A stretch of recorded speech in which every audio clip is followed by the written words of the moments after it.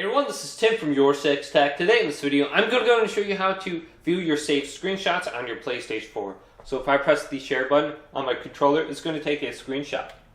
Now to find the Capture Gallery application, what I want to do is scroll on over to Library right here and select this.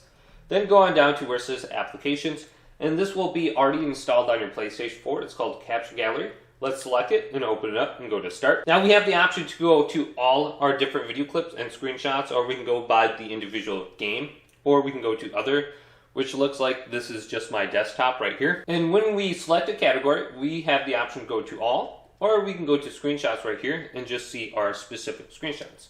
So I think I was in the internet browser and I took a screenshot of this for my background. So you can press Options on the image then, and you can delete it, copy it to USB storage, edit in Share Factory. You can sort by date, name, size. You can view it or set as background, or you can go to Information right here. Otherwise, you can hold Share right here, and you can upload this to your messages, to your activities, or even Twitter. So if you want to send this to one of your friends, you easily could. So let's send it to this person right here. You can see it's attached under the file, and then I can go to Send. So it's going to send to the mobile application, the PlayStation 5, and the PlayStation 4. Now, to make it a little bit easier to get the Capture Gallery on your home screen, what you could do is create a folder.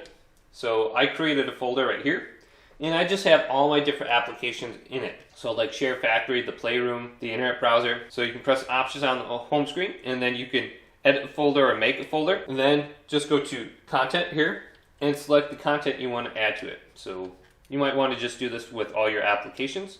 And then I can easily find it all the time on my home screen right here. So hopefully this video did indeed help you out. If it did, leave it a big thumbs up and subscribe to my channel down below for more tech videos coming up next on YourSixTech.